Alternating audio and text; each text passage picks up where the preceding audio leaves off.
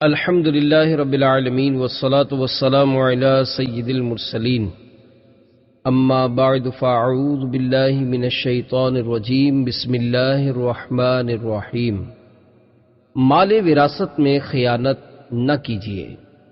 درود شریف کی فضیلت۔ رحمت عالم رسول محتشم صلی اللہ تعالی علیہ وآلہ وسلم کا فرمان رحمت نشان ہے، قیامت کے روز اللہ عز و جل کے عرش کے سوا کوئی سایہ نہیں ہوگا۔ تین شخص اللہ عز و جل کے عرش کے سائے میں ہوں گے۔ عرض کی گئی یا رسول اللہ صلی اللہ علیہ وآلہ وسلم وہ کون لوگ ہوں گے؟ ارشاد فرمایا، نمبر 1، ایک وہ شخص جو میرے امتی کی پریشانی دور کرے۔ نمبر 2، میری سنت کو زندہ کرنے والا۔ نمبر 3، مجھ پر کثرت سے درود شریف پڑھنے والا۔ صلو علی الحبیب صلی اللہ تعالی علی محمد۔ مال وراثت میں خیانت نہ کیجیے۔ کسی شخص کے انتقال کے بعد اس کا چھوڑا ہوا مال میراث کہلاتا ہے اور اسے منتخب اصول و قوانین کے مطابق میت کے رشتہ داروں میں تقسیم کیا جاتا ہے۔ میراث کی تقسیم میں دنیا کے مختلف قوموں میں مختلف طریقے رائج رہے ہیں، جیسے جاہلیت عرب کے لوگ عورتوں اور بچوں کو میراث کے مال سے محروم رکھتے تھے۔ ان میں جو زیادہ طاقتور اور با اثر ہوتا وہ کسی تعامل کے بغیر ساری میراث سمیٹ لیتا اور کمزوروں کا حصہ چھین لیتا، جبکہ بر صغیر کی قومیں اور دیگر علاقوں کے لوگ عورتوں کو حصہ بالکل نہ دیتے تھے۔ یہ سب طریقے اعتدال سے دور اور عدل و انصاف کے تقاضوں کے خلاف تھے۔ تقسیم میراث اور دین اسلام کا اعزاز۔ دین اسلام کا یہ اعزاز ہے کہ اس نے جہاں دیگر معاملات میں افراط و تفریط کو ختم کیا، وہیں تقسیم میراث کے معاملے میں بہترین طریقہ عطا فرمایا۔ محروموں کو حق دیا اور جابروں کو ان کی حدود میں رکھا، اور ہر ایک کو اس کا مناسب حصہ عطا فرما دیا، جیسے بطور خاص عورتوں اور یتیم بچوں کے حوالے سے خصوصی احکامات دیے۔ عورتوں اور بچوں کو وراثت سے حصہ نہ دینے کی رسم کو باطل کرتے ہوئے قرآن مجید نے مرد و عورت میں سے ہر ایک کو اس کے والدین اور دیگر رشتہ داروں کے مال وراثت میں حصے دار قرار دیا ہے، اور خاص طور پر یتیم بچوں کے مال کی حفاظت کرنے، بوقت ضرورت انہیں ان کا مال دے دینے اور ان کے مال میں ہر قسم کی خیانت سے بچنے کا نہایت تاکیدی حکم دیا، اور ان کا مال کھانے کو اپنے پیٹ میں آگ بھرنا قرار دیتے ہوئے جہنم میں جانے کا سبب قرار دیا ہے۔ جبکہ یتیم کے سرپرستوں کو تنبیہ و نصیحت کرتے ہوئے ارشاد فرمایا کہ ایسے لوگوں کو یہ سوچنا چاہیے کہ اگر یہ انتقال کر جاتے اور اپنے پیچھے کمزور اولاد چھوڑ جاتے تو ان کا کیا ہوتا۔ تو جس طرح اپنی اولاد کے بارے میں فکر مند ہوتے، اسی طرح دوسروں کی یتیم اولاد کے بارے میں فکر مند ہو اور ان کے مال کے بارے میں اللہ عز و جل سے خوف کرتے ہوئے احکام دین پر عمل کریں۔ تقسیم میراث اور فی زمانہ مسلمانوں کا حال۔ خوف خدا اور فکر آخرت رکھنے والے مسلمان کے لیے اوپر بیان کردہ احکام قرآنیہ ہی نصیحت کے لیے کافی ہیں، لیکن نہایت افسوس ہے کہ مسلمانوں میں کثرت سے دیگر مالی معاملات کی طرح وراثت کی تقسیم کے حکم قرآنی میں بھی بڑی کوتاہیاں واقع ہو رہی ہیں۔ گویا میراث کی تقسیم میں جو ظلم اور افراط و تفریط دین اسلام سے پہلے دنیا میں پایا جاتا تھا، وہی آج مختلف صورتوں میں مسلمانوں کے اندر بھی پایا جا رہا ہے، جیسے لا علمی کے بنا پر عاق شدہ اولاد یا بیٹیوں کو وراثت نہیں دی جاتی، ان بیوہ عورتوں کو شوہر کی وراثت سے محروم کر دیا جاتا ہے جو دوسری شادی کر لیں، جبکہ بہت سی جگہوں پر بطور ظلم یتیم بچوں کا مالی وراثت چچا تایا وغیرہ کے ظلم و ستم کا شکار ہو جاتا ہے۔ اس سنگین صورتحال کے پیش نظر اللہ تعالیٰ اور اس کے پیارے حبیب صلی اللہ علیہ وآلہ وسلم کے وراثت کے متعلق دیے ہوئے احکامات پر عمل کی طرف راغب کرنے اور ان احکام کی خلاف ورزی کرنے پر عذاب الہی سے ڈرانے کے لیے یہ اہم رسالہ مرتب کیا گیا ہے۔ اللہ تعالیٰ اس مختصر رسالے کو مسلمانوں کے لیے نفع بخش بنائے اور اس کا مطالعہ کر کے انہیں اپنی اصلاح کی کوشش کرنے کی توفیق عطا فرمائے، آمین۔ دین اسلام اور احکام میراث۔ میراث کی تقسیم چونکہ ایک اہم معاملہ ہے، اور اس میں ظلم و ستم، حق تلفی، مالی بددیانتی اور آپس میں لڑائی فساد کا بہت اندیشہ ہے۔ اس لیے اللہ تعالیٰ نے میراث کے اکثر احکام قرآن پاک میں بڑی وضاحت سے بیان فرمائے اور ان پر عمل کرنے کو متعدد انداز میں تاکید کے ساتھ بیان فرمایا۔ جیسے شروع میں ارشاد فرمایا کہ اللہ تمہیں حکم دیتا ہے، اور یہ حکم بیان کر کے میراث کی تقسیم کا طریقہ بیان فرمایا۔ یوصیکم اللہ فی اولادکم للذکر مثل حظ الانثیین فَإِن كُنَّ نِسَاءً فَوْقَ اثْنَتَيْنِ فَلَهُنَّ ثُلُثَا مَا تَرَكَ وَإِن كَانَتْ وَاحِدَةً فَلَهَا النِّصْفُ وَلِأَبَوَيْهِ لِكُلِّ وَاحِدٍ مِّنْهُمَا السُّدُسُ مِمَّا تَرَكَ إِن كَانَ لَهُ وَلَدٌ فَإِن لَّمْ يَكُن لَّهُ وَلَدٌ وَوَرِثَهُ أَبَوَاهُ فَلِأُمِّهِ الثُّلُثُ فَإِن كَانَ لَهُ إِخْوَةٌ فَلِأُمِّهِ السُّدُسُ مِن بَعْدِ وَصِيَّةٍ يُوصِي بِهَا أَوْ دَيْنٍ۔ ترجمہ کنز العرفان۔ اللہ تمہیں تمہاری اولاد کے بارے میں حکم دیتا ہے، بیٹے کا حصہ 2 بیٹیوں کے برابر ہے، پھر اگر صرف لڑکیاں ہوں اگرچہ 2 سے اوپر تو ان کے لیے ترکے کا 2/3 حصہ ہوگا، اور اگر ایک لڑکی ہو تو اس کے لیے آدھا حصہ ہے، اور اگر میت کی اولاد ہو تو میت کے ماں باپ میں سے ہر ایک کے لیے ترکے سے 6واں حصہ ہوگا۔ پھر اگر میت کی اولاد نہ ہو اور ماں باپ چھوڑے تو ماں کے لیے 1/3 حصہ ہے، پھر اگر اس میت کے کئی بہن بھائی ہوں تو ماں کا 6واں حصہ ہوگا۔ یہ سب احکام اس وصیت کو پورا کرنے کے بعد ہوں گے جو فوت ہونے والا کر گیا، اور قرض کی ادائیگی کے بعد ہوں گے۔ اور ارشاد فرماتا ہے وَلَكُمْ نِصْفُ مَا تَرَكَ أَزْوَاجُكُمْ إِن لَّمْ يَكُن لَّهُنَّ وَلَدٌ وَإِن كَانَ لَهُنَّ وَلَدٌ فَلَكُمُ الرُّبُعُ مِمَّا تَرَكْنَ مِن بَعْدِ وَصِيَّةٍ يُوصِينَ بِهَا أَوْ دَيْنٍ وَلَهُنَّ الرُّبُعُ مِمَّا تَرَكْتُمْ إِن لَّمْ يَكُن لَّكُمْ وَلَدٌ فَإِن كَانَ لَكُمْ وَلَدٌ فَلَهُنَّ الثُّمُنُ مِمَّا تَرَكْتُم مِّن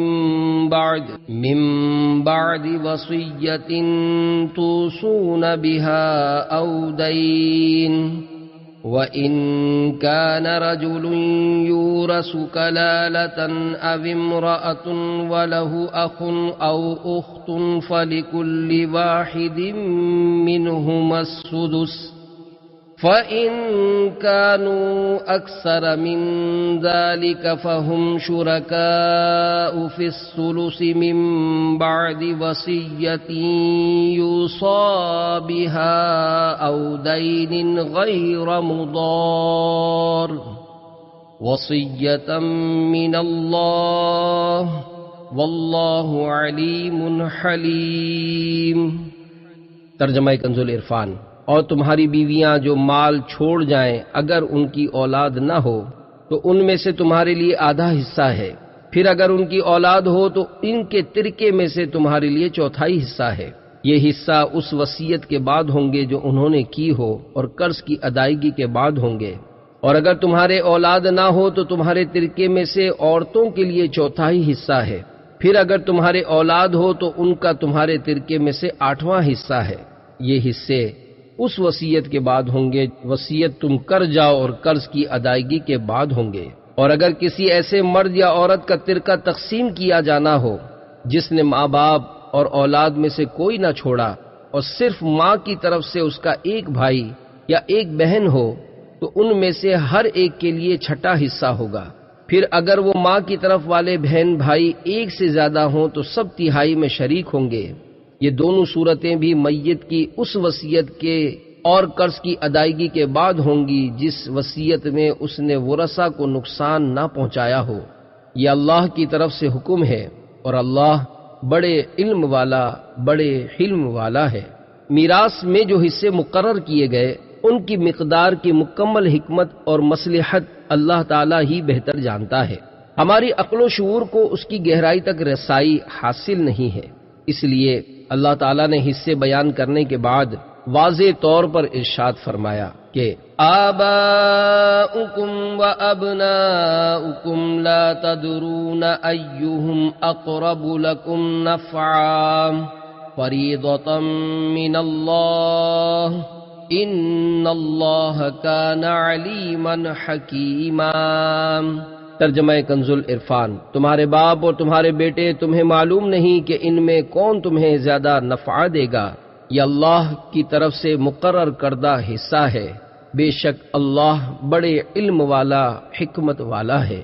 اللہ تعالیٰ مزید ارشاد فرماتا ہے تلک حدود اللہ ومن يطع الله ورسوله يدخله جنات تجري من تحتها الأنهار خالدين فيها وذلك الفوز العظيم ومن يعص الله ورسوله ويتعد حدوده يدخله نارا خالدا فيها وَلَهُ عَذَابٌ مُّهِينٌ۔ ترجمہ کنز العرفان، یہ اللہ کی حدیں ہیں، اور جو اللہ اور اللہ کے رسول کی اطاعت کرے تو اللہ اسے جنتوں میں داخل فرمائے گا جن کے نیچے نہریں بہہ رہی ہیں، ہمیشہ ان میں رہیں گے، اور یہی بڑی کامیابی ہے۔ اور جو اللہ اور اس کے رسول کی نافرمانی کرے اور اس کی تمام حدوں سے گزر جائے تو اللہ اسے آگ میں داخل کرے گا جس میں وہ ہمیشہ رہے گا، اور اس کے لیے رسوا کن عذاب ہے۔ تقسیم میراث کی اہمیت۔ وراثت میں ہر وارث کو اس کا حق دینا کتنا ضروری ہے، اس کا اندازہ اس رکوع میں بیان کردہ چیزوں سے لگائیں۔ نمبر 1، شروع میں فرمایا کہ اللہ تعالیٰ تمہیں وراثت تقسیم کرنے کا حکم دیتا ہے۔ نمبر 2، رکوع کے آخر میں فرمایا کہ وراثت کے احکام اللہ تعالیٰ کی مقرر کردہ حدیں ہیں جنہیں توڑنے کی اجازت نہیں۔ نمبر 3، جو وراثت کو کما حقہ تقسیم کر کے اطاعت الہی کرے گا اور حدود الہی کی پاسداری کرے گا وہ ہمیشہ ہمیشہ کے لیے جنت کے باغوں میں داخل ہوگا۔ نمبر 4، جو وراثت میں دوسرے کا حق مارے گا اور حدود الہی کو توڑے گا وہ اللہ عز و جل اور رسول صلی اللہ علیہ وآلہ وسلم کا نافرمان ہے۔ نمبر 5، ایسا شخص جہنم کی بھڑکتی آگ میں داخل ہوگا۔ نمبر 6، اور جو شخص وراثت کے ان احکام کو مانتا ہی نہیں اور اس وجہ سے عمل بھی نہیں کرتا وہ تو ہمیشہ کے لیے جہنم میں جائے گا اور اس کے لیے رسوا کن عذاب ہے۔ میراث سے متعلق بزرگان دین کی احتیاطیں۔ اے کاش مذکورہ بالا وعیدوں کو پڑھ کر ہر مسلمان اللہ تعالیٰ اور اس کے رسول صلی اللہ علیہ وآلہ وسلم کے دیے ہوئے احکامات کے مطابق ہی میراث کو تقسیم کرے اور ان کی خلاف ورزی کرنے کی صورت میں اللہ تعالیٰ کی سخت گرفت اور جہنم کی بھڑکتی ہوئی آگ کے رسوا کن عذاب میں مبتلا ہونے سے ڈرے۔ تقسیم میراث کی اسی اہمیت کے پیش نظر ہمارے بزرگان دین رحمہم اللہ المبین اس معاملے میں کس قدر احتیاط فرماتے تھے، یہاں اس کی کچھ جھلک ملاحظہ ہو۔ مال وراثت کا چراغ بجھا دیا۔ مروی ہے کہ ایک بزرگ رحمت اللہ تعالی علیہ کسی قریب المرگ شخص کے پاس موجود تھے۔ رات میں جس وقت وہ فوت ہوا تو انہوں نے فرمایا کہ چراغ بجھا دو، کہ اب اس کے تیل میں ورثاء کا حق شامل ہو گیا ہے۔ مال وراثت کی چٹائی استعمال کرنے سے منع کر دیا۔ حضرت عبد الرحمن بن مہدی رحمت اللہ تعالی علیہ فرماتے ہیں کہ جب میرے چچا کا انتقال ہوا تو میرے والد بے ہوش ہو گئے۔ ہوش آنے پر فرمایا کہ چٹائی کو ورثاء کے ترکے میں داخل کر دو اور اسے اب استعمال نہ کرو کیونکہ اس میں ورثاء کا حق شامل ہو گیا ہے۔ مال وراثت کی چٹائی استعمال کرنے والے کو تنبیہ۔ حضرت ابن ابی خالد رحمت اللہ تعالی علیہ فرماتے ہیں کہ میں حضرت ابو العباس خطاب رحمت اللہ تعالی علیہ کے ساتھ تھا۔ آپ ایک ایسے شخص کی تعزیت کے لیے حاضر ہوئے جس کی بیوی کا انتقال ہو گیا تھا۔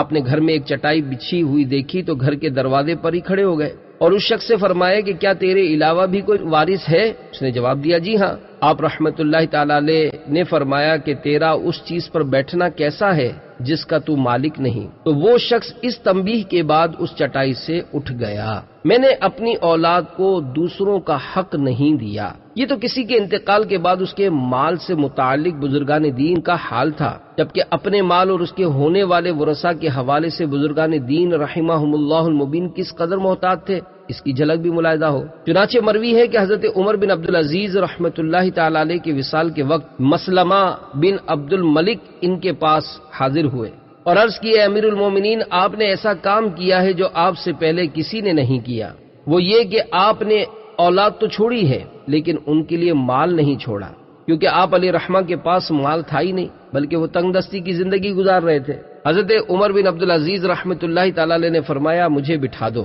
چنانچہ آپ کو بٹھا دیا گیا۔ پھر آپ نے فرمایا کہ تم نے جو یہ کہا کہ میں نے اپنی اولاد کے لیے مال نہیں چھوڑا، اس کا یہ مطلب نہیں کہ میں نے ان کا حق مار دیا ہے، بلکہ اصل بات یہ ہے کہ میں نے انہیں دوسروں کا حق نہیں دیا، اور میری اولاد کی دو میں سے کوئی ایک حالت ہوگی۔ نمبر 1، وہ اللہ تعالیٰ کی اطاعت کریں گے، اس صورت میں اللہ تعالیٰ انہیں کافی ہوگا کیونکہ وہ نیکوں کا والی ہے۔ نمبر 2، وہ اللہ تعالیٰ کی نافرمانی کریں گے، اس صورت میں مجھے اس بات کی پرواہ نہیں کہ ان کے ساتھ کیا معاملہ ہوگا، کیونکہ وہ اپنے اعمال کے خود جواب دہ ہیں۔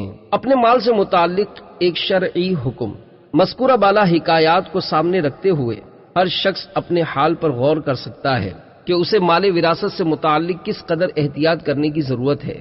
یہاں اس حکایت کی مناسبت سے ایک شرعی حکم یاد رکھیں کہ اپنا تمام مال راہ خدا میں خرچ کر دینا اور اپنے ورثاء کو محتاج چھوڑنا درست نہیں، لہذا اگر اپنے مال کو نیک کاموں میں خرچ کرنے کی وصیت کرنی بھی ہو تو 1/3 سے کم اور زیادہ سے زیادہ 1/3 تک وصیت کرنے کی اجازت ہے، اور بقیہ 2/3 مال ورثاء کے لیے چھوڑا جائے۔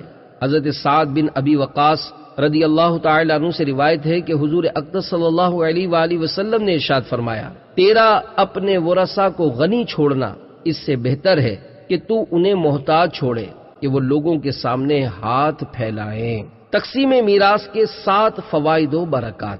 دین اسلام نے مسلمانوں کو جو بھی احکامات اور اصول و قوانین دیے، سبھی دنیا اور آخرت کی بے شمار بھلائیوں، برکتوں، رحمتوں اور فوائد کے حامل ہیں۔ یہاں اسلامی اصول و قوانین کے مطابق میراث تقسیم کرنے کے 7 اخروی اور دنیاوی فوائد و برکات ملاحظہ ہوں۔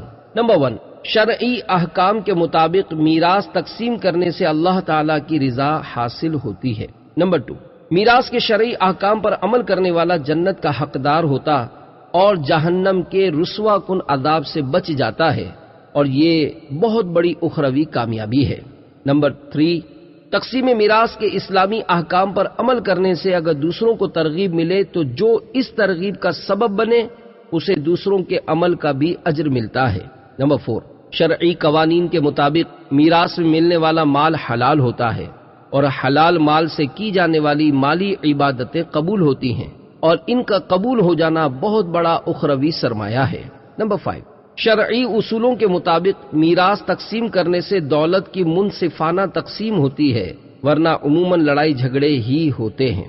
نمبر 6، کمزور عزیز و اقارب، عورتوں اور بچوں کو وراثت سے ان کا حصہ دینا ان کی خیرخواہی کرنے کی بھی ایک صورت ہے، اور مسلمان کی خیرخواہی دین کا ایک بنیادی مقصد ہے، نیز اس سے ان کی دعائیں، ہمدردی اور محبت بھی ملتی ہیں۔ نمبر 7، شریعت کے مطابق میراث تقسیم کرنے والا ظالموں اور غاصبوں کی صف میں شامل ہونے، وارثوں کی دشمنی، بغض و حسد اور لوگوں کے طعن و تشنیع سے بچ جاتا ہے۔ میراث تقسیم نہ کرنے کے 7 نقصانات۔ جس طرح اسلامی احکام کے مطابق میراث کا مال تقسیم کرنے کی کثیر اخروی اور دنیاوی فوائد و برکات ہیں، اسی طرح شریعت کے مطابق میراث تقسیم نہ کرنے کے دنیا اور آخرت دونوں میں بہت سے نقصانات بھی ہیں۔ یہاں ان میں سے 7 نقصانات ملاحظہ ہوں۔ نمبر 1، شریعت کے مطابق میراث تقسیم نہ کرنا اللہ تعالیٰ اور اس کے رسول صلی اللہ علیہ وآلہ وسلم کی نافرمانی اور اس کی حدوں کو توڑنا ہے، اور ایسے شخص کے لیے قرآن مجید میں جہنم کے عذاب کی وعید بیان کی گئی ہے۔ نمبر 2، وارث کے مال پر قبضہ جمانے والے سے قیامت کے انتہائی خوفناک دن میں ایک ایک پائی کا حساب لیا جائے گا، اور ہر حقدار کو اس کا حق ضرور دلایا جائے گا۔ نمبر 3، اسلامی اصولوں کے مطابق میراث تقسیم نہ کرنا اور وارثوں کو ان کے حق سے محروم کرنا اسلامی طریقے سے ہٹنا اور کفار کے طریقے پر چلنا ہے، جو ہرگز مسلمان کے شایان شان نہیں۔ نمبر 4، میراث کے حقداروں کا مال کھانے والا ظالم اور کئی صورتوں میں غاصب ہے، اور ایسا شخص ظلم و غصب کی بنا پر جہنم کا مستحق ہے۔ نمبر 5، دوسرے کی میراث پر قبضے کا مال مال حرام ہے، اور حرام مال سے کیا گیا صدقہ مردود ہے، اور ایسے شخص کی دعا بھی قبول نہیں ہوتی۔ نمبر 6، دوسروں کی میراث کا مال کھانے سے کمزور لوگوں کی بد دعائیں ملتی ہیں، اور مظلوم کی بد دعا بارگاہ الہی میں مقبول ہے۔ نمبر 7، میراث کا مال نہ دینے سے دشمنیاں پیدا ہوتی ہیں، اور ایسا شخص لوگوں کی نظر میں ذلت و رسوائی کا شکار ہوتا ہے۔ مال وراثت کے تعلق سے ہونے والے 5 بڑے گناہ۔ مال وراثت کے حوالے سے لوگوں میں پائے جانے والے بڑے بڑے گناہ یہ ہیں، اے کاش کہ ہمارا ذہن ایسا ہو جائے کہ ان گناہوں کو جانتے اور ان کی وعیدیں پڑھتے ساتھ ہی ہمارا توبہ و اجتناب کا ذہن بنتا جائے، اور ہم بھی ان لوگوں کے گروہ میں شامل ہو جائے جن کے بارے میں اللہ تعالیٰ نے ارشاد فرمایا، الذین یستمعون القول فیتبعون احسنہ اولئک الذین ہداہم اللہ واولئک هم اولو الالباب۔ ترجمہ کنز العرفان، جو کان لگا کر بات سنتے ہیں پھر اس کی بہتر بات کی پیروی کرتے ہیں، یہ ہیں جنہیں اللہ نے ہدایت دی اور یہی عقل مند ہیں۔ پہلا گناہ وصیت کے ذریعے وارثوں کو محروم کرنا۔ مرنے والے کے لیے مستحب یہ ہے کہ اپنے مال سے متعلق وصیت کر جائے، اور اسلامی حکم کے مطابق اپنے مال کے 1/3 حصے تک وصیت کی اجازت ہے، مگر افسوس کہ ہمارے معاشرے میں میراث سے محروم کرنے کی یہ صورت بھی عام ہے کہ دنیاوی رنجشوں ناراضیوں کی بنا پر بہت سے لوگ یہ وصیت کر کے مرتے ہیں کہ میرے مال میں سے فلاں کو 1 پائی تک نہ دی جائے، حالانکہ شرعی طور پر وہ اس کے مال کا حقدار ہوتا ہے۔ ایسے افراد کے لیے درج ذیل 2 احادیث میں بڑی عبرت ہے۔ پہلی وعید، وصیت کے ذریعے وارث کو نقصان پہنچانے والا نار جہنم کا مستحق ہے۔ حضرت ابو ہریرہ رضی اللہ تعالیٰ عنہ سے روایت ہے، رسول کریم صلی اللہ علیہ وآلہ وسلم نے ارشاد فرمایا، مرد و عورت 60 سال یعنی بہت لمبے عرصے تک اللہ تعالیٰ کی اطاعت و فرما برداری کرتے ہیں، پھر ان کی موت کا وقت قریب آ جائے اور وہ وصیت میں کسی وارث کو نقصان پہنچائیں تو ان کے لیے جہنم کی آگ واجب ہو جاتی ہے۔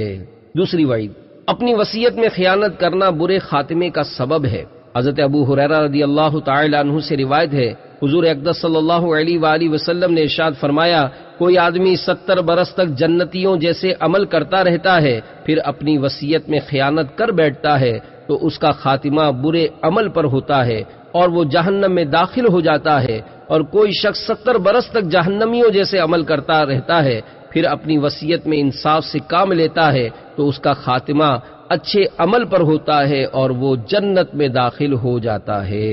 دوسرا گناہ مستحق وارث کو اس کا حصہ نہ دینا۔ دوسرا بڑا گناہ یہ ہے کہ کئی صورتوں میں جہالت کی وجہ سے اور کئی جگہ غفلت کی وجہ سے اور کئی جگہ ظلم کی وجہ سے مستحق وارث کو اس کا حصہ نہیں دیا جاتا، جیسے بہت سی صورتوں میں بہنوں یا بھائیوں یا نانی دادی دادا کا وراثت میں حصہ بن رہا ہوتا ہے لیکن لا علمی کی وجہ سے نہیں دیا جاتا، اور یوں ہی ماں کا حصہ بنتا ہے لیکن غفلت کی وجہ سے نہیں دیا جاتا، جبکہ ظلمن نہ دینا تو واضح ہی ہے۔ ان صورتوں کے حوالے سے ہمیں غور کرنا چاہیے کہ ہم مسلمان ہیں اور ہمارے لیے اللہ عز و جل اور اس کے رسول صلی اللہ علیہ وآلہ وسلم کا فرمان سب سے مقدم ہے۔ آئیے دیکھتے ہیں کہ ہمارا دین ہمیں کیا حکم دے رہا ہے۔ میراث سے محروم کرنے کی وعیدیں۔ وارث کو اس کا حصہ دینا اللہ تعالیٰ کے احکام کی اطاعت ہے، جبکہ اسے محروم کر دینا کافروں کا طرز عمل، احکام الہی کی صریح خلاف ورزی اور جہنم میں لے جانے والا عمل ہے۔ چنانچہ اللہ تعالیٰ ارشاد فرماتا ہے، وَتَأْكُلُونَ التُّرَاثَ أَكْلًا لَمًّا وَتُحِبُّونَ الْمَالَ حُبًّا جَمًّا۔ ترجمہ کنز العرفان، اور میراث کا سارا مال جمع کر کے کھا جاتے ہو اور مال سے بہت زیادہ محبت رکھتے ہو۔ اور میراث کے احکام کی تفصیلات بیان کرنے کے بعد اللہ تعالیٰ ارشاد فرماتا ہے تلک حدود اللہ ومن يطع اللہ ورسولہ يدخلہ جنات تجری من تحتها الانہار خالدین فیہا وذلك الفوز العظیم ومن يعص الله ورسوله ويتعد حدوده يدخله نارا خالدا فيها وله عذاب مهين۔ ترجمہ کنز العرفان، یہ اللہ کی حدیں ہیں، اور جو اللہ اور اللہ کے رسول کی اطاعت کرے تو اللہ اسے جنتوں میں داخل فرمائے گا جن کے نیچے نہریں بہہ رہی ہیں، ہمیشہ ان میں رہیں گے، اور یہی بڑی کامیابی ہے۔ اور جو اللہ اور اس کے رسول کی نافرمانی کرے اور اس کی تمام حدوں سے گزر جائے تو اللہ اسے آگ میں داخل کرے گا جس میں وہ ہمیشہ رہے گا، اور اس کے لیے رسوا کن عذاب ہے۔ اور حضرت انس رضی اللہ تعالی عنہ سے روایت ہے، حضور اکرم صلی اللہ علیہ وآلہ وسلم نے ارشاد فرمایا، یعنی جو شخص اپنے وارث کی میراث کاٹے گا، اللہ تعالیٰ قیامت کے دن جنت سے اس کی میراث کو کاٹ دے گا۔ تیسرا گناہ دوسروں کی وراثت دبانا، مال حرام حاصل کرنا ہے۔ کسی دوسرے وارث کا مال قبضہ جمانے والے کے لیے مال حرام ہے۔ حرام مال حاصل کرنا اور کھانا کبیرہ گناہ اور اللہ عز و جل کی بارگاہ میں سخت ناپسندیدہ ہے۔ حرام مال حاصل کرنے اور اسے کھانے کی 4 وعیدیں۔ احادیث میں مال حرام سے متعلق بڑی سخت وعیدیں بیان کی گئی ہیں، یہاں ان میں سے 4 احادیث ملاحظہ ہوں۔ پہلی وعید، مال حرام سے صدقہ قبول نہیں اور اسے چھوڑ کر مرنا جہنم میں جانے کا سبب ہے۔ حضرت عبداللہ بن مسعود رضی اللہ تعالی عنہ سے روایت ہے کہ نبی اکرم صلی اللہ علیہ وآلہ وسلم نے ارشاد فرمایا، جو بندہ مال حرام حاصل کرتا ہے اگر اس کو صدقہ کرے تو مقبول نہیں، اور خرچ کرے تو اس کے لیے اس میں برکت نہیں، اور اپنے بعد چھوڑ کر مرے تو جہنم میں جانے کا سامان ہے۔ اللہ تعالیٰ برائی سے برائی کو نہیں مٹاتا، ہاں نیکی سے برائی کو مٹاتا ہے، بے شک خبیث کو خبیث نہیں مٹاتا۔ دوسری وعید، حرام غذا سے پلنے والے جسم پر جنت حرام ہے۔ حضرت ابو بکر صدیق رضی اللہ تعالی عنہ سے روایت ہے، سرور کائنات صلی اللہ علیہ وآلہ وسلم نے ارشاد فرمایا، اللہ تعالیٰ نے اس جسم پر جنت حرام فرما دی ہے جو حرام غذا سے پلا بڑھا ہو۔ تیسری وعید، لقمہ حرام کھانے والے کے 40 دن کے عمل مقبول نہیں۔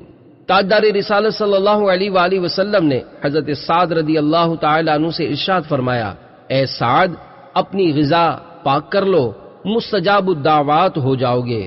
اس ذات پاک کی قسم جس کے قبضہ قدرت میں محمد صلی اللہ علیہ وآلہ وسلم کی جان ہے، بندہ حرام کا لقمہ اپنے پیٹ میں ڈالتا ہے تو اس کے 40 دن کے عمل قبول نہیں ہوتے، اور جس بندے کا گوشت حرام سے پلا بڑا ہو اس کے لیے آگ زیادہ بہتر ہے۔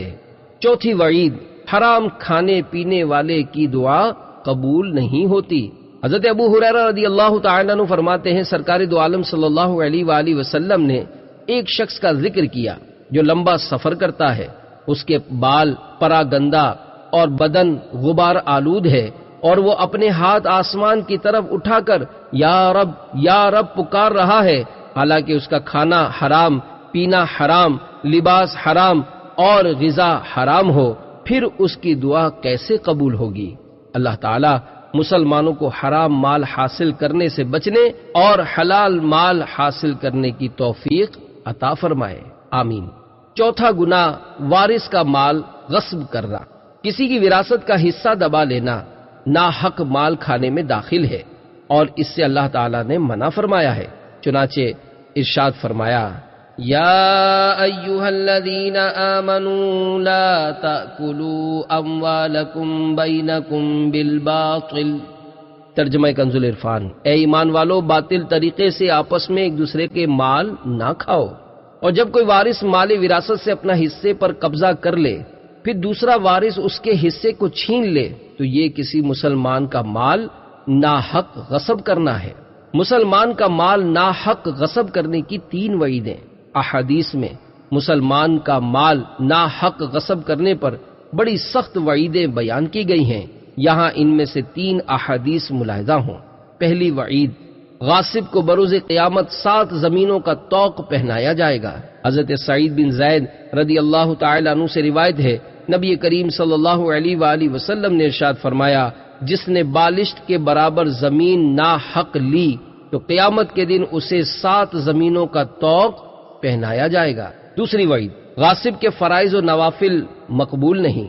حضرت سعد رضی اللہ تعالی عنہ سے روایت ہے، رسول کریم صلی اللہ علیہ وآلہ وسلم نے ارشاد فرمایا، جو زمین کے کسی ٹکڑے پر ناجائز طریقے سے قابض ہوا تو اسے 7 زمینوں کا طوق ڈالا جائے گا اور اس کا نہ کوئی فرض قبول ہوگا نہ نفل۔ تیسری وعید، غاصب قیامت کے دن کوڑی ہو کر بارگاہ الہی میں حاضر ہوگا۔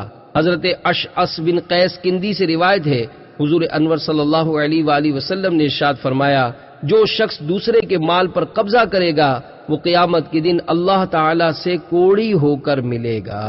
اللہ تعالیٰ اس برے فعل سے بھی ہماری حفاظت فرمائے، آمین۔ 5واں گناہ، یتیم وارثوں کو ان کے حصے سے محروم کر دینا۔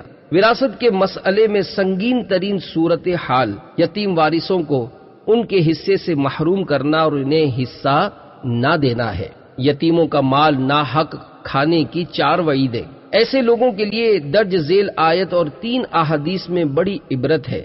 چنانچہ پہلی وعید، بطور ظلم یتیموں کا مال کھانے والے بھڑکتی آگ میں جائیں گے۔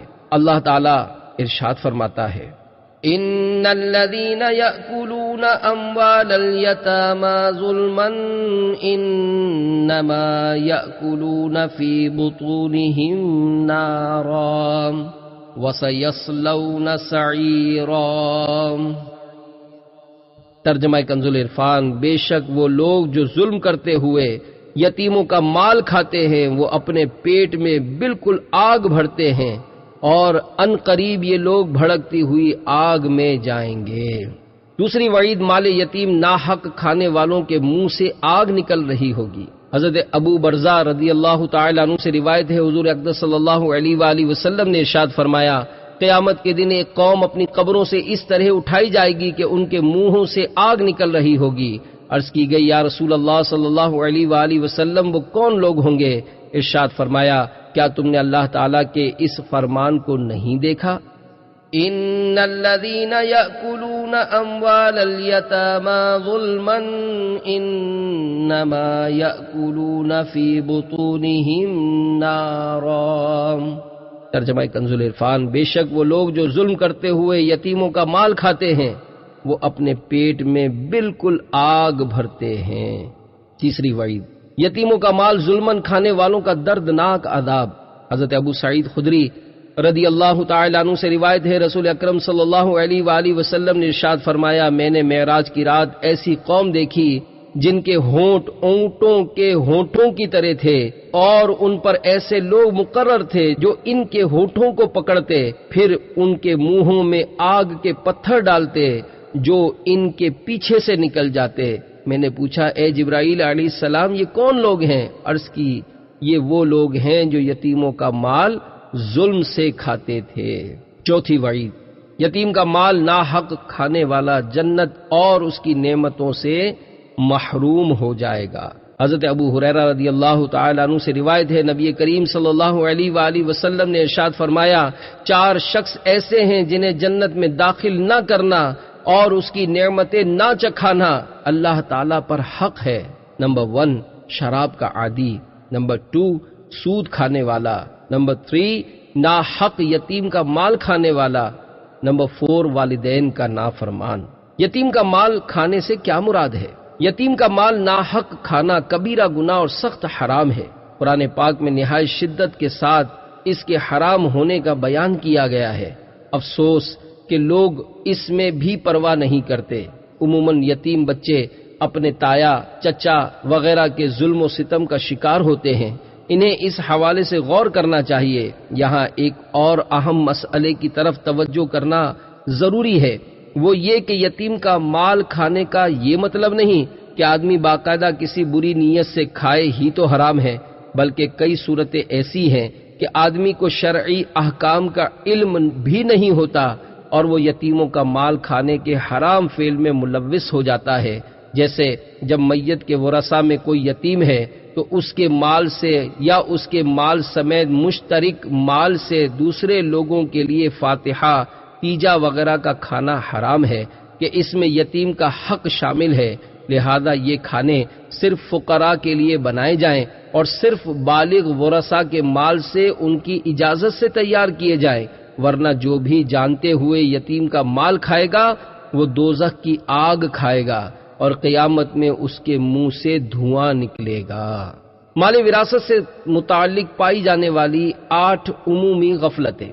میراث کے شرعی احکام سے لا علمی کی بنا پر، جبکہ بعض اوقات فکر آخرت کی کمی اور اسلامی احکام پر عمل کا جذبہ نہ ہونے کی وجہ سے مال وراثت کے بارے میں ہمارے معاشرے میں بہت سی غفلتوں اور کوتاہیوں کا ارتکاب کیا جاتا ہے۔ یہاں ان میں سے 8 غفلتیں ملاحظہ ہوں تاکہ مسلمان ان کی طرف توجہ کر کے اصلاح کی کوشش کر سکیں۔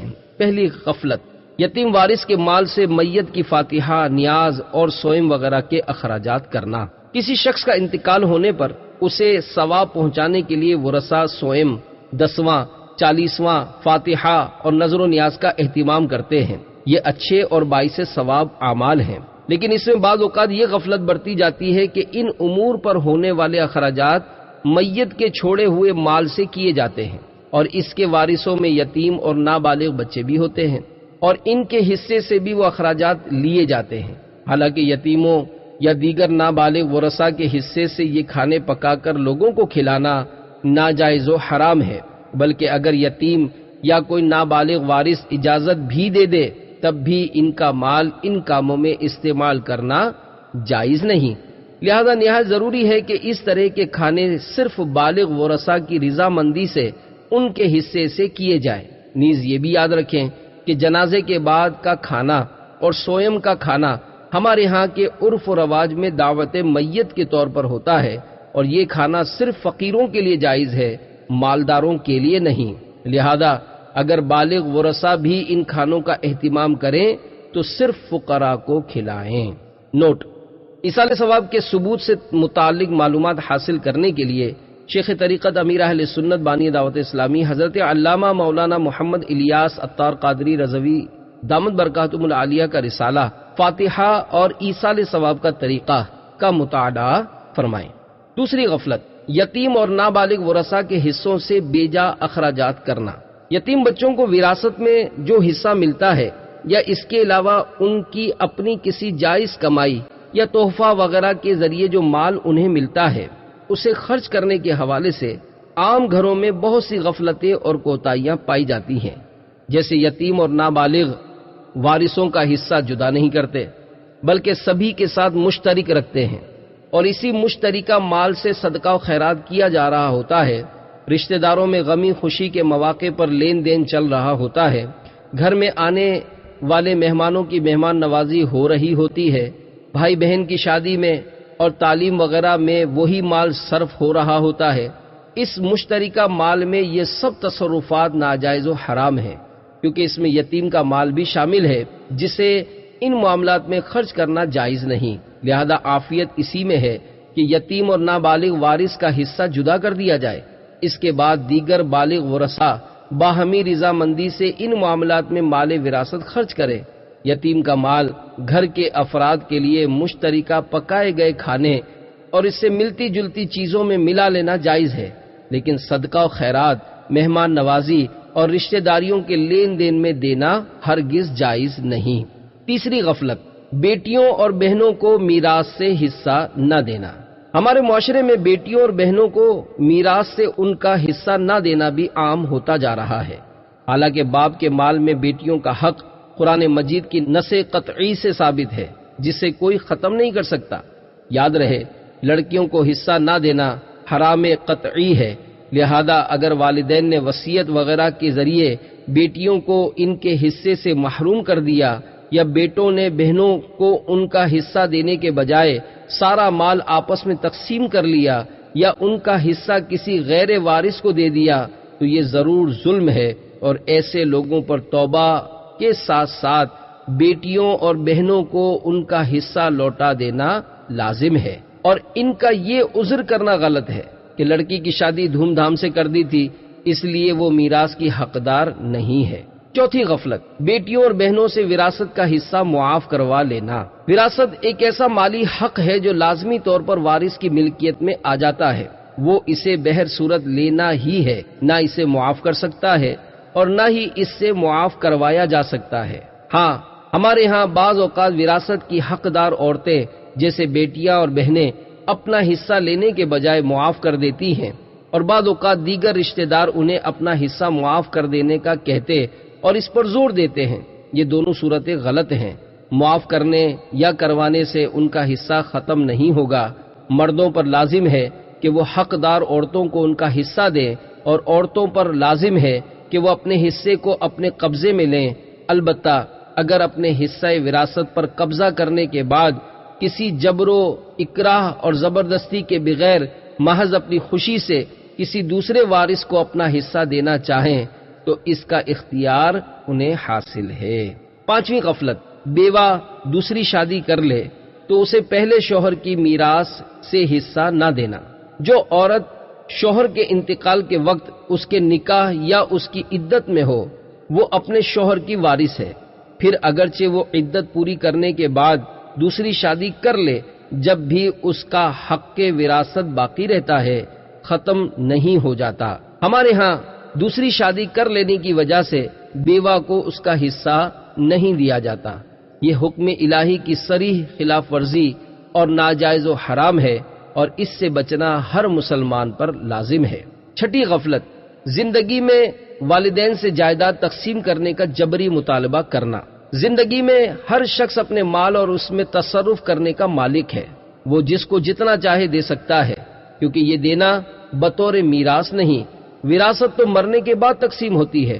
البتہ اگر کوئی شخص اپنی زندگی میں اولاد کے درمیان اپنی تقسیم کرنا چاہتا ہے تو سب بیٹے بیٹیوں کو برابر برابر دینا افضل ہے، اور اگر اولاد میں کوئی علم دین سیکھنے اور دینی خدمت میں مشغول ہے تو اسے دوسروں سے زیادہ دے سکتے ہیں۔ ہمارے ہاں اولاد اپنے والدین کو اس بات پر مختلف طریقوں سے مجبور کرتی ہے کہ وہ اپنی زندگی میں جائیداد تقسیم کر دیں۔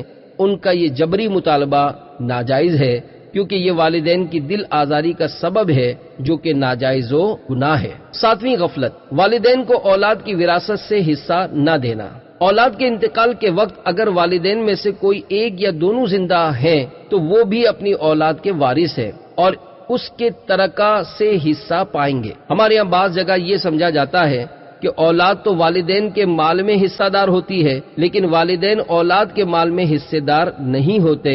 یہ بات واضح طور پر غلط اور قرآن و حدیث کے خلاف ہے۔ ایک دوسری غفلت اسی صورت میں یہ ہے کہ ماں یا باپ کو وارث تو سمجھا جاتا ہے لیکن وراثت انہیں دی نہیں جاتی۔ والدین اگر فوری مطالبہ نہ کریں تو اگرچہ انہیں فوراً دینا ضروری نہیں، لیکن عموماً اس طرح کے مقامات پر نہ دینے کا نتیجہ بالآخر کلی طور پر محروم کر دینے کی صورت میں ہی نکلتا ہے، یعنی والدین کو بالکل ہی وراثت نہیں دی جاتی۔ آٹھویں غفلت، باپ کی دوسری بیوی کو حصہ نہ دینا۔ جب باپ کی وراثت تقسیم کی جائے تو اس میں اس کی ہر بیوی کا حصہ ہوتا ہے، اگرچہ وہ اولاد کے لیے حقیقی ماں کی جگہ سوتیلی ماں ہو، کیونکہ سوتیلی ماں ہونا تو اولاد کے اعتبار سے ہے جبکہ شوہر کے اعتبار سے تو وہ اس کی بیوی ہی ہے اور بیوی کا وراثت میں حصہ ہوتا ہے۔ ہمارے ہاں میراث تقسیم کرتے وقت بعض اوقات باپ کی دوسری بیویوں یعنی سوتیلی ماؤں کو حق وراثت سے محروم کر دیا جاتا ہے، حالانکہ وہ بھی بیوی کی حیثیت سے دوسری بیوی یعنی بچوں کی حقیقی ماں کی طرح وراثت کی حقدار ہے۔ مذکورہ بالا کلام کو سامنے رکھتے ہوئے تمام مسلمانوں کو چاہیے کہ مال ترکہ کو قرآن و حدیث کے بیان کردہ حصوں کے مطابق ان کے مستحقین میں تقسیم کر دیں اور ترکہ کی تقسیم میں ہرگز تاخیر نہ کریں، بلکہ جس قدر جلدی ہو سکے ہر شخص کو اس کا حصہ دے دیں تاکہ وہ اپنی مرضی کے مطابق اسے استعمال کر سکے۔ نیز میراث کی تقسیم میں تاخیر کی وجہ سے وقت گزرنے کے ساتھ ساتھ پیچیدگیاں بڑھتی جاتی ہیں۔ نسل در نسل ترکہ تقسیم نہ کرنے سے عام طور پر یہی ہوتا ہے کہ ترکہ کئی پشتوں تک ایسے افراد کے تصرف و استعمال میں رہتا ہے جن کا اس پر کوئی حق نہیں ہوتا، مگر اس کے باوجود اس سے نفع اٹھا رہے ہوتے ہیں، جبکہ اس مال کے حقیقی مالک بیچارے نہ صرف بہت پریشان حال ہوتے ہیں بلکہ اپنی ضروریات کو پورا کرنے کے لیے لوگوں کے سامنے قرض وغیرہ کے لیے دستے سوال دراز کیے ہوئے ہوتے ہیں، اور شاید اسی آس میں رہتے ہیں کہ کب میراث تقسیم ہو اور ہمیں اپنا حصہ ملے، مگر افسوس تقسیم کے بعد بھی ان کی امید دھری کی دھری رہ جاتی ہے، کیونکہ اگر کبھی تقسیم کی نوبت آتی بھی ہے تو اس دورانیہ میں مزید کئی ورثاء کے انتقال کے باعث مال ترکہ صحیح طور پر تقسیم نہیں ہو پاتا، جس کے نتیجے میں بہت سے حقدار اپنے حق سے محروم ہو جاتے ہیں اور ان کا مال غیر مستحق افراد کے ہاتھوں میں چلا جاتا ہے۔ لہذا عافیت اسی میں ہے کہ اسلام کے دیے ہوئے احکامات کے مطابق جلد از جلد میراث کا مال تقسیم کر دیا جائے۔ اللہ تعالیٰ سے دعا ہے کہ ہمیں اس پر عمل کی توفیق عطا فرمائے، آمین۔ میراث سے متعلق شرعی احکامات۔ سوال: کسی مسلمان کے انتقال کے بعد اس کے چھوڑے ہوئے مال و اسباب سے متعلق شریعت کے احکام کیا ہیں؟ جواب: جب کسی مسلمان کا انتقال ہو جائے تو اس کے مال و اسباب سے متعلق شریعت نے 4 احکام دیے ہیں۔ نمبر 1، سب سے پہلے میت کے مال سے سنت کے مطابق اس کی تجہیز و تکفین اور تدفین کی جائے۔ نمبر 2، پھر جو مال بچ جائے اس سے میت کا قرضہ ادا کیا جائے۔ بیوی کا مہر ادا نہ کیا ہو تو وہ بھی قرض شمار ہوگا۔ نمبر 3، پھر اگر میت نے کوئی جائز وصیت کی ہو تو اسے قرض ادا کرنے کے بعد بچ جانے والے مال کے تیسرے حصے سے پورا کیا جائے۔ ہاں، اگر سب ورثہ بالغ ہوں اور سب کے سب تیسرے حصے سے زائد مال سے وصیت پوری کرنے کی اجازت دیں تو زائد مال سے وصیت پوری کرنا جائز ہے، ورنہ جتنے ورثہ اجازت دیں ان کے حصے کی بقدر وصیت پر عمل ہو سکتا ہے۔ نمبر 4، وصیت پورے کرنے کے بعد جو مال بچ جائے اسے شرعی حصوں کے مطابق ورثہ میں تقسیم کیا جائے۔ سوال: میت کے چھوڑے ہوئے مال کے وارث کون کون ہیں اور ہر وارث کا کتنا حصہ ہے؟ جواب: میت کے چھوڑے ہوئے مال و اسباب کے ورثہ قرآن و حدیث میں بیان کر دیے گئے ہیں، لیکن ان میں مختلف افراد کے حصے مختلف ہیں، اور یوں ہی مختلف افراد دوسروں پر مقدم ہوتے ہیں، جیسے بہن اور بیٹی کے حصے مختلف ہیں، اور بیٹا پوتے پر مقدم ہے کہ بیٹے کے ہوتے ہوئے پوتا وراثت کا مستحق نہیں۔ لہذا جب وراثت کا مسئلہ پیش آئے تو علم میراث کے ماہر سنی عالم سے باقاعدہ پوچھ کر عمل کیا جائے۔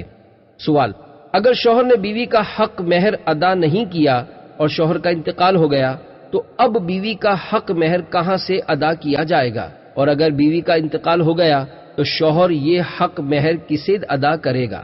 جواب: اگر شوہر نے اپنی زندگی میں بیوی کا حق مہر ادا نہ کیا اور نہ ہی عورت نے اپنی خوشی سے مہر معاف کیا تو اس صورت میں شوہر کے طریقے سے بیوی کا حق مہر ادا کیا جائے گا، اور چونکہ حق مہر قرض ہے لہذا کفن دفن کے اخراجات کے بعد جبکہ وصیت پوری کرنے اور ورثہ میں تقسیم سے پہلے ہی بیوی کا حق مہر ادا کیا جائے گا۔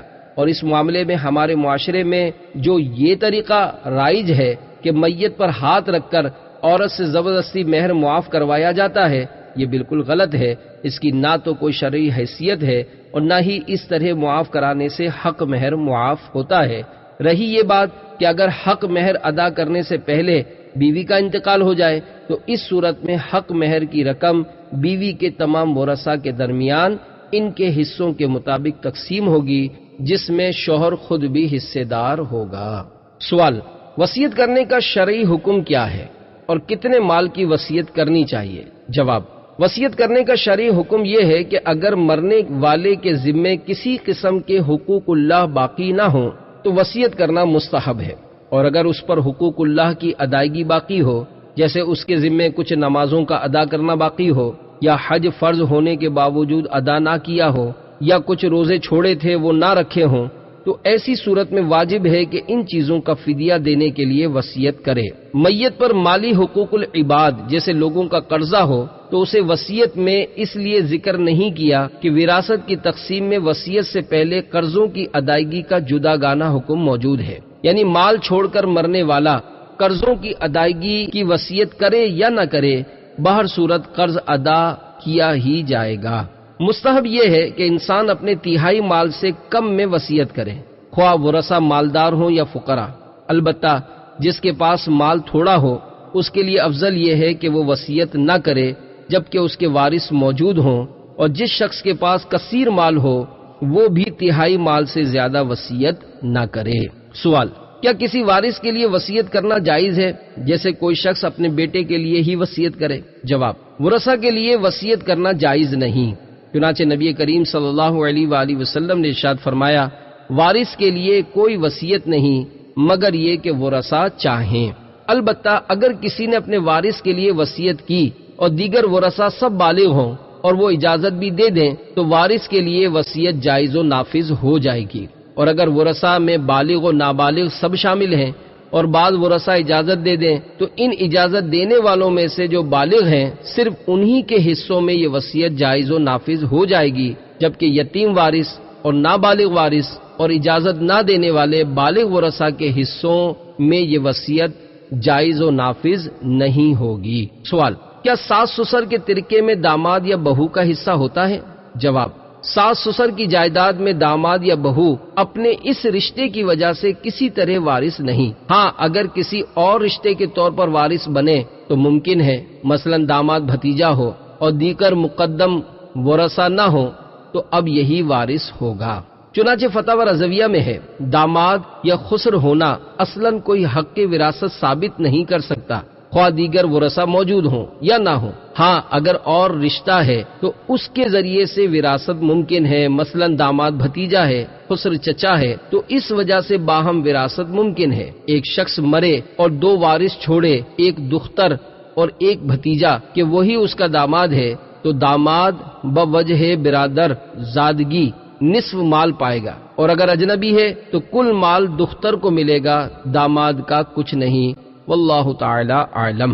سوال: لے پالک بچہ اپنے پرورش کرنے والے کا وارث ہوتا ہے یا نہیں؟ جواب: اسلامی اعتبار سے لے پالک بچہ اپنے حقیقی والدین کا وارث ہوگا، جبکہ پرورش کرنے والے کا وارث نہیں ہوگا۔ امام اہل سنت رحمت اللہ تعالی علیہ متبنہ یعنی کسی کا منہ بولا بیٹا ہونا شرعاً ترکہ میں کوئی استحقاق پیدا نہیں کرتا، اور اگر یہ مراد ہے کہ اس صورت میں زید اپنی حقیقی والدہ یا والد کے ترکے سے حصہ پائے گا یا نہیں، تو جواب یہ ہے کہ بے شک پائے گا، کیونکہ کسی کا اسے اپنا بیٹا بنا لینا اپنے حقیقی والدین کے بیٹے ہونے سے خارج نہیں کرتا۔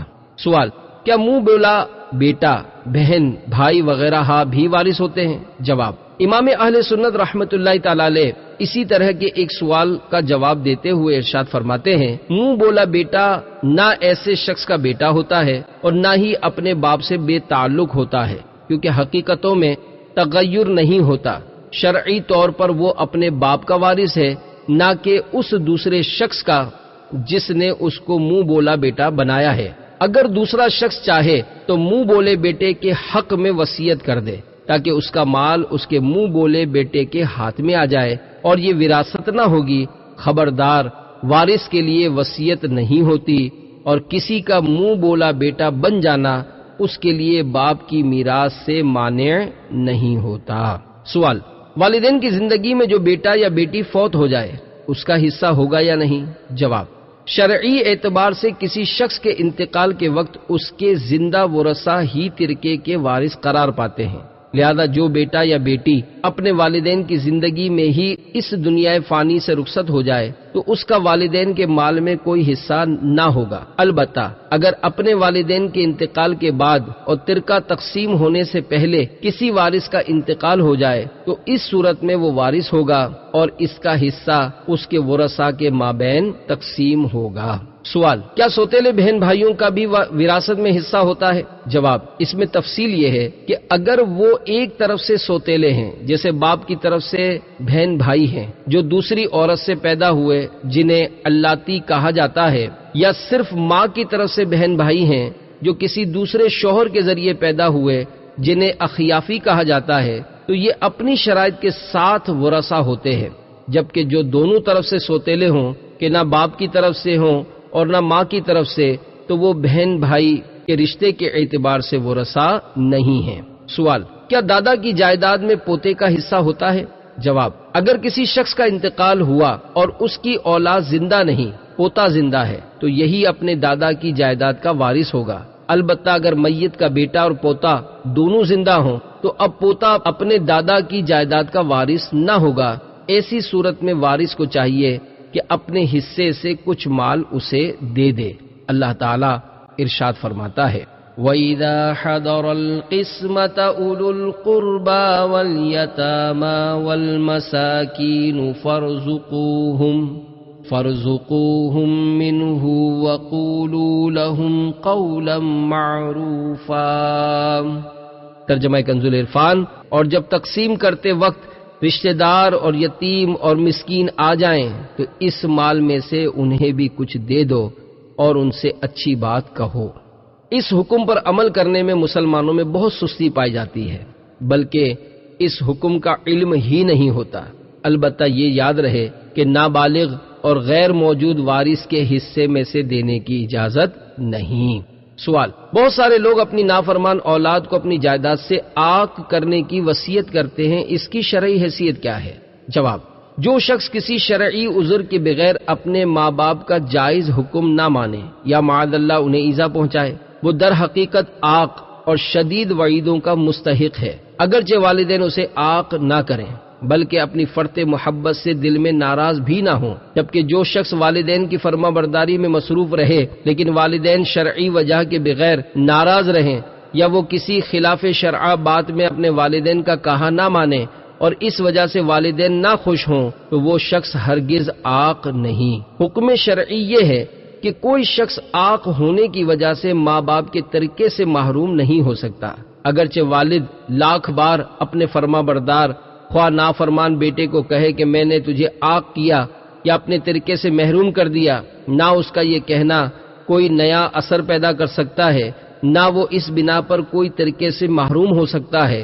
البتہ اگر اولاد فاسق و فاجر ہے اور گمان یہ ہے کہ انتقال کے بعد وہ اس کے مال کو بدکاری و شراب نوشی وغیرہ برائیوں میں خرچ کر ڈالے گی، تو اس صورت میں زندگی میں فرما بردار اولاد کو سارا مال دے کر اس پر قبضہ دلا دینا، اس جگہ کو کسی نیک کام کے لیے وقف کر دینا جائز ہے کہ یہ حقیقت میں میراث سے محروم کرنا نہیں بلکہ اپنے مال اور اپنی کمائی کو حرام میں خرچ ہونے سے بچانا ہے۔ سوال: بیوی کی موت کے بعد جہیز کا حقدار کون ہوگا؟ جواب: عرف عام کے مطابق جہیز کی مالک عورت ہوتی ہے، لہذا اس کے انتقال کے بعد جہیز کا سامان اس کے ورثاء میں شرعی حصوں کے مطابق تقسیم ہوگا جس میں شوہر بھی شامل ہوگا۔ سوال: زندگی میں اگر کسی وارث یا غیر وارث کے نام اپنی کوئی جائیداد کرا دی لیکن اس پر قبضہ نہ دلایا اور انتقال ہو گیا تو اب اس جائیداد کا مالک کون؟